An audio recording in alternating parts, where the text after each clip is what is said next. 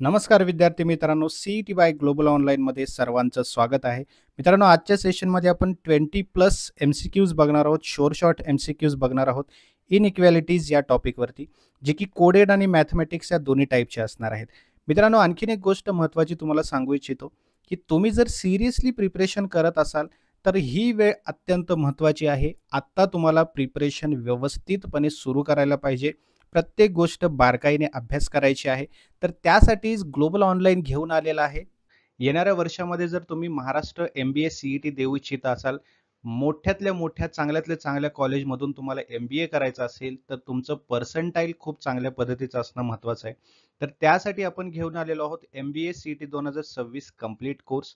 या कंप्लीट कोर्समध्ये तुम्हाला लाईव्ह सेशन्स मिळणार आहेत, टॉपिक वाईज MCQs मिळणार आहेत, full syllabus notes, full syllabus mock test सुद्धा मिळणार आहेत आणि MCQ सिरीजचं PDF देखील तुम्हाला प्रोव्हाइड केलं जाणार आहे, जेणेकरून तुमची पूर्ण तयारी यामधून होऊन जाईल आणि जास्तीत जास्त मार्क्स मिळवण्यासाठी तुम्ही एक पाऊल पुढे असाल. तर यासाठी नवीन बॅच आपली सुरू झालेली आहे. तुम्हाला जर जॉईन करायचं असेल तर या नंबरवरती व्हॉट्सअप मेसेज किंवा व्हॉट्सअप कॉल करायचा आहे आणि आजच जॉईन करायचं आहे आणि प्रिपरेशनला स्टार्ट करायचं आहे. किंवा ग्लोबल ऑनलाईनचं ॲप्लिकेशन सुद्धा तुम्ही डाउनलोड करू शकता, जे की फ्री ऑफ कॉस्ट अवेलेबल आहे. प्ले स्टोअरवरती जा, ग्लोबल ऑनलाईन सर्च करा, असा लोगो तुम्हाला त्या ठिकाणी दिसेल. या लोगोचं ॲप्लिकेशन डाउनलोड करा. स्टेप्स फॉलो करून तुम्ही हा कोर्स ॲप्लिकेशनच्या थ्रू सुद्धा जॉईन करू शकता. फटाफट जॉईन करा. लिमिटेड सीट्स आहेत आणि आता जर जॉईन कराल तर तुम्हाला त्यामध्ये चांगल्या पद्धतीचं डिस्काउंट पण मिळणार आहे. हा बघा, पहिला प्रश्न तुमच्या स्क्रीनवरती तुम्हाला दिसत असेल. ठीक आहे, बघा हे समजून घ्या अगोदर. If A is greater than B, काय म्हटलंय? A is greater than B आणि B is equal to C. समजलं? A जो आहे हा B पेक्षा मोठा आहे. ठीक आहे, B पेक्षा मोठा आहे. आपण काय करू, आपण आकारामध्ये लिहूया. A ला मोठं केलं, B ला छोटा केलं. ठीक आहे, समजण्यासाठी. आणि B is equal to C, B हा C एवढाच आहे. बरोबर. Then relation between A and C. मग A आणि Cचा मध्ये काय संबंध असू शकतो दिलेल्या ऑप्शन्सपैकी. ठीक आहे, A is less than C आहे का? नाही. A is greater than C आहे. बरोबर आहे ना, कारण B आणि C सिमिलर आहेत. आणि इथे काय दिले आपल्याला? A is greater than B म्हणजे A is also greater than C. बरोबर आहे ना.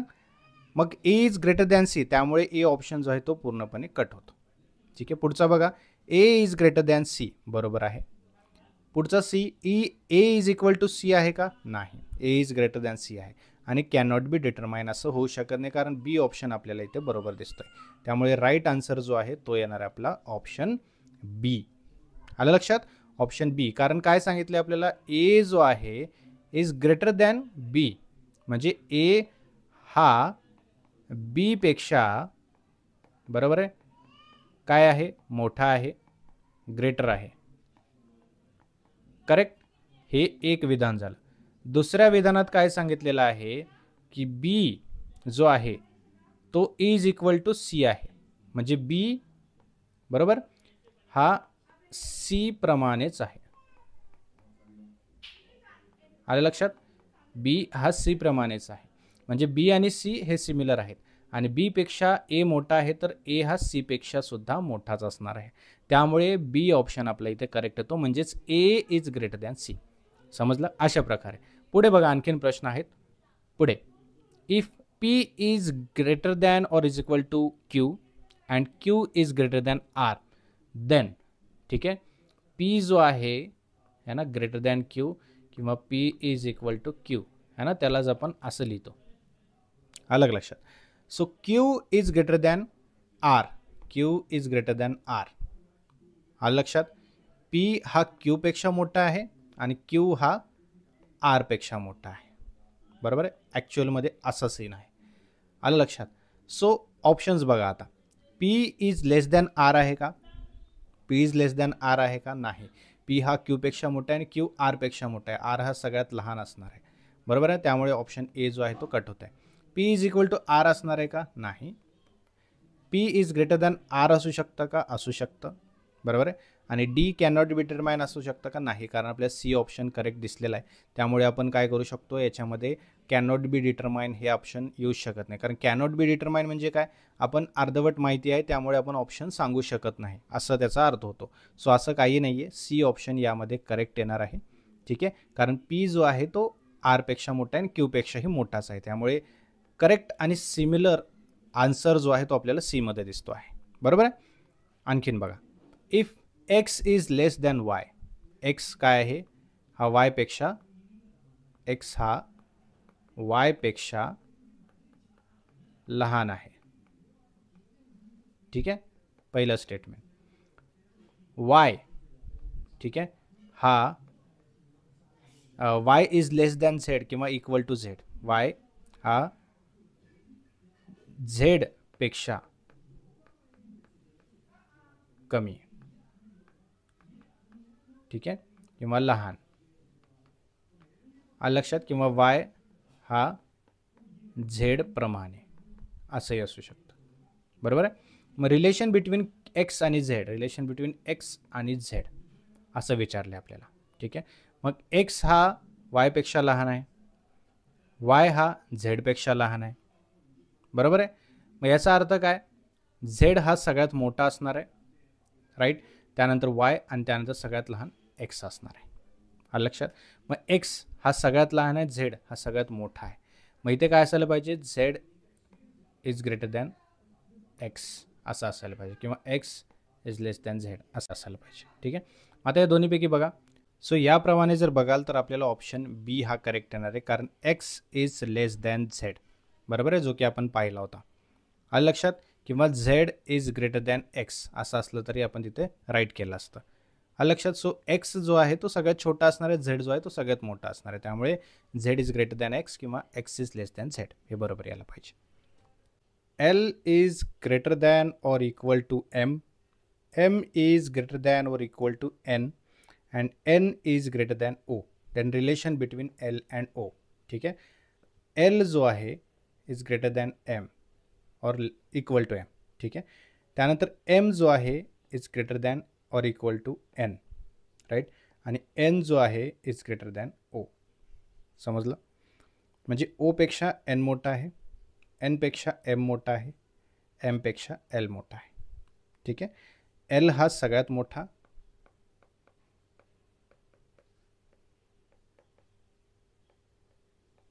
एल, आणि लहान ओ असणार आहे. त्यानुसार एल इज लेस दॅन 0, बरोबर आहे का, सॉरी लेस दॅन ओ, बरोबर आहे का, नाही. L is greater than O. ठीक आहे. O is greater than L, बरोबर आहे का, नाही.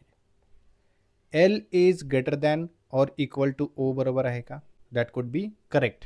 ओके. सो सी इथे आपण करेक्ट करू शकतो, आणि D can not be determine असं होऊ शकत नाही, कारण सी आपल्याला भेटलेला आहे. त्यामुळे C option exactly correct option आपला येतो आहे. पुढे बघा, ए हॅश बी याचा अर्थ आहे, म्हणजे means A is less than B, म्हणजेच याचा अर्थ hash is equal to less than sign. ठीक आहे. A hash B means A is less than B and B at the rate C, म्हणजे B is greater than A, म्हणजे इथे at the रेटचा अर्थ आहे ग्रेटर दॅन. ठीक आहे. हॅशचा अर्थ आहे लेस दॅन, ॲट द रेटचा अर्थ आहे ग्रेटर दॅन. ठीक आहे.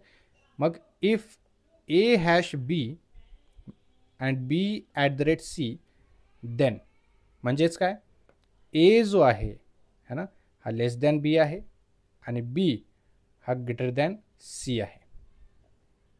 बरोबर आहे, समजते का. मग पुढे काय येईल, ए इज लेस दॅन सी येईल का, बघा विचार करा, ए इज लेस दॅन सी येईल का, किंवा ए इज ग्रेटर दॅन सी येईल का, की ए इज लेस दॅन सी येईल, की ए इज इक्वल टू सी. तर राईट आन्सर येईल आपलं can not be determine. Y, because याच्यामध्ये एकही ऑप्शन इथे करेक्ट येणार नाही आहे. लक्षात. एकही ऑप्शन इथे करेक्ट येणार नाही, कारण आपल्याला माहिती एकतर अर्धवट दिलेली असेल, किंवा या ऑप्शन्समध्ये जो अर्थ निघायला पाहिजे तो निघालेला नाही आहे. सो या कंडिशनमध्ये किंवा या क्वेश्चनमध्ये काय झालेलं आहे, ए हा बी पेक्षा लहान आहे, करेक्ट, आणि बी हा सी पेक्षा मोठा. याचा अर्थ बी सगळ्यात मोठा आहे, राईट. बी हा सगळ्यात मोठा आहे आणि ए हा सगळ्यात लहान असू शकतो किंवा नसूही शकतो. ठीक आहे, कारण सी हा एपेक्षा मोठा आहे की छोटा आहे हे आपल्याला सांगितलेलं नाही आहे. त्यामुळे हे माहिती जी आहे ही अर्धवट असणार आहे. त्यामुळे कॅन नॉट बी डिटरमाइन याचा राईट आन्सर येईल. ओके.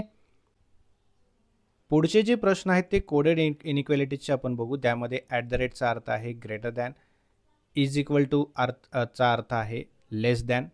ठीक आहे. डॉलरचा अर्थ आहे इक्वल, आपलं पर्सेंटेजचा अर्थ आहे ग्रेटर दॅन और इक्वल टू, आणि अँडचा अर्थ आहे लेस दॅन और इक्वल टू. ठीक आहे. चला त्याप्रमाणे आपण बघूया. A at the rate B, at the रेटचा अर्थ आपण पाहिला होता ग्रेटर दॅन, बरोबर. म्हणजेच A is greater than B, तसं ते दिलेलंच आहे. ठीक आहे. त्यानंतर if A is greater than B and B है ना is greater than C, then, मग याचा अर्थ काय? ए इज ग्रेटर दॅन सी येईल का? येस, येऊ शकतं. सी इज ग्रेटर दॅन ए येऊ शकतं का? नाही, कारण सी हा छोटा आहे. बी इज ग्रेटर दॅन ए आहे का? नाही, बी इज लेस दॅन ए आहे, है ना, म्हणजे ए मोठा आहे बीपेक्षा, त्यामुळे हे सुद्धा येणार नाही. सो राईट आन्सर येईल आपला option A, A is greater than C. पुढे P hash Q means P is less than Q. ठीक आहे. Q hash R means Q less than R. Then what about P and R? ठीक आहे, म्हणजेच P आणि R याचं काय होईल? ठीक आहे. आता बघा एकत्र, पी लेस दॅन क्यू आहे म्हणजे क्यू मोठा आहे, बरोबर, क्यू मोठा आहे. त्यानंतर Q is less than R. आता इथे आर मोठा आहे. ठीक आहे, बरोबर आहे ना. मग इथे पी क्यू त्यानंतर आर असं झालं, लहान मोठा सगळ्यात मोठा, राईट. त्यानुसार P is equal to R आहे का? नाही. R is less than P आहे का? नाही. P is less than R आहे का? येस, हे बरोबर आहे. त्यामुळे सी ऑप्शन एक्झॅक्टली करेक्ट येतं. पी हा लेस दॅन आहे म्हणजे सगळ्यात लहान आहे ना, आरपेक्षा लहान आहे, तर ते बरोबर येतो आहे. लक्षात अशाप्रमाणे. पुढे ए पर्सेंट बी, बरोबर, पर्सेंटचा अर्थ आहे इज ग्रेटर दॅन और इक्वल टू, बरोबर. ए इज इक्वल टू और ग्रेटर दॅन बी, राईट. आणि बी इज ग्रेटर दॅन और इक्वल टू सी, बरोबर. मग त्याच्यानुसार आपल्याला ऑप्शन्स बघायचे आहेत. मग सी इज ग्रेटर दॅन ए होईल का? नाही. A is greater than C होईल का? येस, हे होऊ शकतं. ए इज लेस दॅन सी होईल का? नाही, हे होऊ शकत नाही. नन ऑफ दी हे पण होऊ शकत नाही. त्यामुळे ऑप्शन बी एक्झॅक्टली करेक्ट येणार आहे. पुढे एक्स अँड वाय, अँडचा अर्थ काय येते? लेस दॅन और इक्वल टू. ठीक आहे. एक्स इज लेस दॅन और इक्वल टू वाय, राईट. त्यानंतर पुढे काय बघा, अँड वाय अँड झेड म्हणजे तेच अर्थ होणार आहे. वाय इज लेस दॅन और इक्वल टू झेड, बरोबर आहे. लक्षात, म्हणजे झेड मोठा म्हणजे झेड वाय एक्स अशाप्रमाणे. ठीक आहे, मोठा, थोडा लहान आणि हा सगळ्यात लहान. ठीक आहे. मग त्यानुसार बघा, x is greater than Z, बरोबर आहे का? बरोबर आहे. Z is less than x और इक्वल टू एक्स, हे बरोबर आहे का? सॉरी, झेड मोठा आहे ना काही, तर मग x is greater than Z हे चुकीचं असणार आहे, बरोबर. Sorry, x is greater than Z हे चुकीचं असणार आहे. त्यानंतर Z is less than X, हे बरोबर आहे का? नाही. सो त्यामुळे ऑप्शन सी आपला करेक्ट येणार आहे, म्हणजेच X is less than Z. ठीक आहे, X is less than Z और इक्वल टू झेड हे राईट आन्सर येणार आहे. पुढे डॉलरचा अर्थ काय बघा, इथे इज इक्वल टू आहे, M is equal to N म्हणजे एम हा एन सारखाच आहे. ठीक आहे. आणि N at the rate P. ठीक आहे. ॲट द रेटचा अर्थ काय होता? ग्रेटर दॅन होता, बरोबर. N is greater than P, बरोबर. म्हणजे एम आणि एन एकत्र आहेत, बरोबर आहे. एम आणि एन एकत्र आहेत आणि एम आणि एन किंवा एन फक्त एक हा पीपेक्षा मोठा आहे, बरोबर. म्हणजे एम आणि एन हे दोन्हीही पीपेक्षा मोठे आहे. ठीक आहे. मग पुढे बघा options. M is greater than P, बरोबर आहे का? हे बरोबर यायला पाहिजे. P is greater than M आहे का? नाही. M is equal to P आहे का? नाही. M is equal to N आहे. त्यामुळे ऑप्शन ए आपलं बरोबर येतो आहे. A is greater than B, right. If A is greater than B, C is less than B, right. म्हणजे ए हा बी पेक्षा मोठा आहे, करेक्ट. सी हा बी पेक्षा कमी आहे किंवा लेस दॅन आहे, ठीक आहे. म्हणजेच बी हा त्याच्यापेक्षा मोठा असणार आहे, करेक्ट. मग इथे आपण असं करू शकतो की बी हा सी पेक्षा मोठा आहे, करेक्ट. त्यानंतर D is greater than C, समजलं. डी जो आहे तो ग्रेटर दॅन सी आहे किंवा इक्वल टू सी आहे. मग आपण असं करू शकतो, राईट. डीला इथं ठेवू शकतो, राईट. किंवा D is equal to C असंही येऊ शकतं, राईट. मग त्यानुसार आपल्याला ओळखायचं की ऑप्शन्समध्ये कुठलं ऑप्शन बरोबर आहे. Which is the true. D is greater than A, बघा D is greater than A असं आहे का, नाही. A is greater than D, त्यामध्ये पूर्णतः डायरेक्टली संबंध आपल्याला दिलेला नाही आहे, त्यामुळे आपण सांगू शकत नाही. बी इज ग्रेटर दॅन डी, बी हा डी पेक्षा मोठा आहे का. इथे सुद्धा डीचा आणि बीचा एक्झॅक्ट काय रिलेशन आहे, एक्झॅक्ट कोण मोठा आहे हे आपल्याला क्वेश्चनमध्ये तर दिलेलं नाही आहे. त्यामुळे तिन्ही ऑप्शन्स आपल्याला व्यवस्थितपणे सांगता येणार नाही. रिझन हे आहे की त्यासाठी आपल्याला पूर्ण माहिती दिली नाही आहे. त्यामुळे आपला ऑप्शन डी जो आहे तो करेक्ट येतो आहे, ठीक आहे. Can not be determine. Can not be डिटरमाइनचा अर्थ होतो की यामध्ये कुठलाही ऑप्शन्स बरोबर नाही आहे, कारण का आपल्याला पूर्ण माहिती क्वेश्चनमध्ये दिलेली नाही आहे. पुढे बघा. If P is greater than or equal to Q and Q is greater than or equal to R and R is greater than S, then which is true. ठीक आहे. समजा P, just a second, P जो आहे is greater than Q किंवा P is equal to Q असं आहे, बरोबर. हा एक टप्पा झाला. त्यानंतर Q is greater than R किंवा Q is equal to R, हा एक टप्पा झाला. आणि पुढे आहे R is greater than S, ठीक आहे. R is greater than S असं दिलेलं आहे. मग ऑप्शन्समध्ये बघा, P is greater than S आहे का किंवा P is equal to S आहे का, बरोबर आहे का. याच्यामध्ये आपल्याला पूर्ण दिलेलं नाही, right. S is greater than P आणि P is equal to S, तर यामध्ये राईट आन्सर येतो आहे P is greater than S. का, कारण बघा एस जो आहे ना तो इथे दिलेला आहे. पी हा क्यूपेक्षा मोठा आहे आणि क्यू हा आरपेक्षा मोठा आहे आणि आर हा एसपेक्षा मोठा आहे, बरोबर आहे. म्हणजेच पी, क्यू, आर आणि एस आहे. मग इथे आपल्याला काय विचारलं आहे की S is greater than P आहे का, नाही. S is less than P आहे किंवा इथे डायरेक्टली संबंध पण नाही आहे.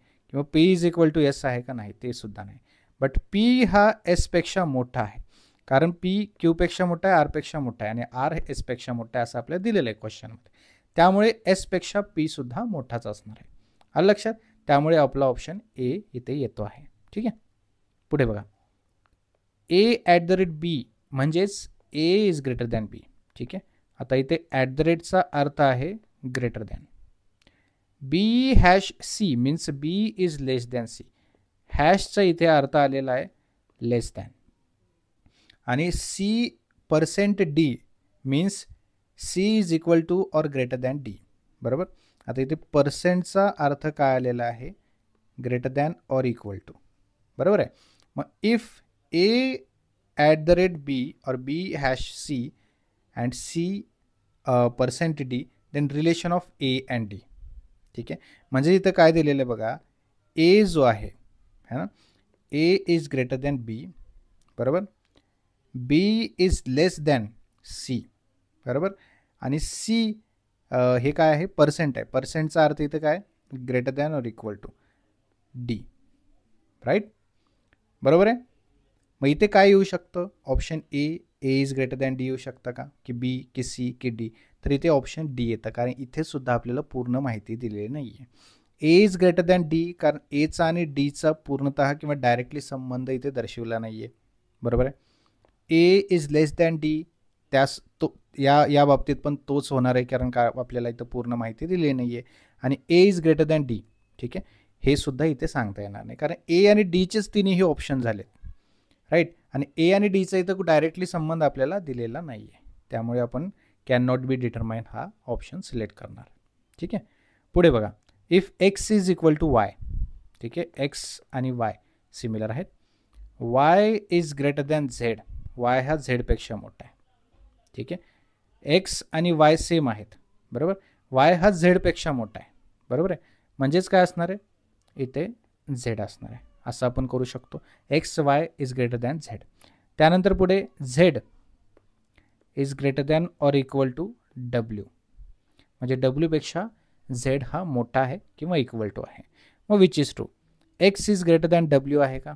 एक्स हा डब्ल्यूपेक्षा मोठा आहे का, है ना, असू शकतं. W is greater than X. नाही, हे बरोबर नाही आहे, राईट. त्यानंतर X is equal to W. X is equal to W आहे का. नाही, Z is equal to W असू शकतो. त्यामुळे हे सुद्धा नाही. पण इथे ऑप्शन ए आपला एक्झॅक्टली मॅच होत आहे. X is greater than W. ठीक आहे, कारण एक्स आणि वाय हे झेडपेक्षा मोठा आहे आणि झेड हा डब्ल्यूपेक्षा मोठा आहे, बरोबर.